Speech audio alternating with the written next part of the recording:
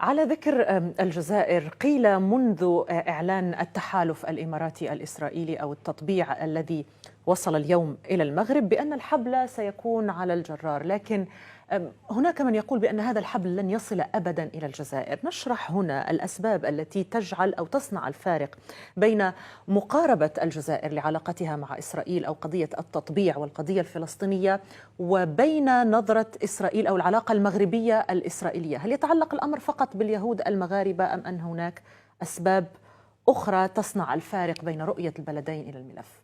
هناك فارق بين البلدين.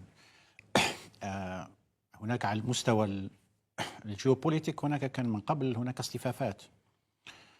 اصطفافات بين معسكر اللي هو كان معسكر اشتراكي وكذلك معسكر تحرري، ومعسكر آخر وكان معسكر المغرب كانت موجودة مع المعسكر الآخر ومع المعسكر الغربي، كانت يعني مع المعسكر الأطلسي تحديدا، يعني مع الولايات المتحدة الأمريكية ومع فرنسا. والجزائر كانت موجودة مع الدول الأخرى، يعني مع الكتلة الاشتراكية. فكان هناك كان اصطفاف. هناك اصطفاف ثاني هو اصطفاف من حيث شرعية الحكم. الجزائر كانت تنظر لنفسها على أنها جمهورية في حين المغرب ملكية، فكان هناك كذلك من حيث شرعية الجانب الآخر العميق جدا في الجزائر هي أن الدولة الجزائرية نشأت من حركة تحرر، هذه هامة جدا للجزائر، وهي التي أعطت الجزائر خاصة في الستينات، منتصف الستينات والسبعينات، أعطتها هذا الحضور داخل ما يسمى بالعالم الثالث أو الحركات التحررية.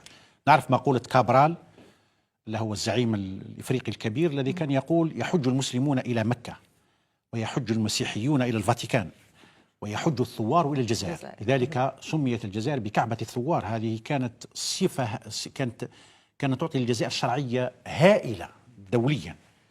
فهذا أحد الأساسيات التي شكلت رؤية الجزائر لنفسها ورؤية الجزائر للخارج، والتي أعطت كذلك لنظام الحكم في الجزائر شرعية داخلية. إضافة لذلك أن كما قلت ذكرت لك بأن الجزائر شاركت مشاركة فعلية في القتال، وليس فقط يعني مشاركة يا دبلوماسية يا مشاركة معنوية، لا، هي مشاركة فعلية في القتال في الحربين الرئيسيتين، في حرب 67 وفي حرب 73.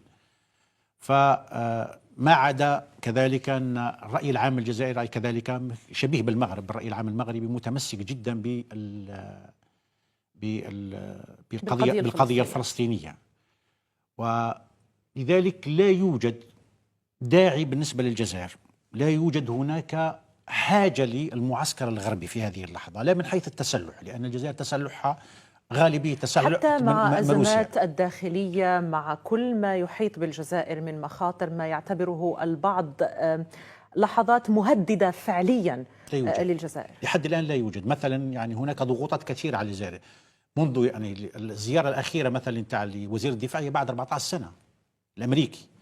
فالجزائر لا يوجد لها حاجة كبيرة للمعسكر الغربي بخلاف المغرب. المغرب كان يحتاج خاصة المعسكر الغربي في قضية الصحراء الغربية وساند باعتراف بولتون. يعني بولتون كان يقول بأن القرارات تقريبا كلها التي كانت تمر عن طريق مجلس الأمن كان يعترض عليها، إذا كانت ليست مواتية للمغرب يعترض عليها عن طريق فرنسا، هذا بولتون نفسه. وأمريكا كذلك، وهذه معروفة الوثائق التي نشرت بعد ذلك، أن الولايات المتحدة الأمريكية ساعدت، وتفضل الدكتور سيام كذلك أن إسرائيل ساعدت في قضية بناء الجدار العازل وفي الجانب العسكري في الصحراء الغربية. فالمغرب يحتاج هذا المعسكر، هذا الجزائر لا تحتاجه، وتشكلت الجزائر الحديثة في مواجهته تقريبا يعني في الأساسيات. لذلك ولحد الآن لا يوجد حاجة للجزائر كبيرة قد ترغمها على تقديم هذه التنازلات التي رضيت بها الإمارات أو رضي بها المغرب في قضية تعد قضية هامة جدا للعالم العربي وقضية هامة للجزائر، هي قضية فلسطين. فلا يوجد الآن داعي، لربما في المستقبل لا ندري، لكن لحد الآن الأساسيات التي تقوم عليها شرعية نظام الحكم، اكتفاء من السلاح من روسيا، وجود الاحتياطات من الطاقة والمداخيل من الطاقة، تماسك الرأي العام الجزائري وراء القضية الفلسطينية، شرعية نظام الحكم. يعني هو شرعياته كثيرة، ولكن كلما يعني عازته شرعية من الشرعيات وتمسكه بالقضية الفلسطينية هذا كذلك يرسخ شرعيته. فهذه كلها عوامل لا ترجح بأن الجزائر ستلتحق طيب، بالحديث عن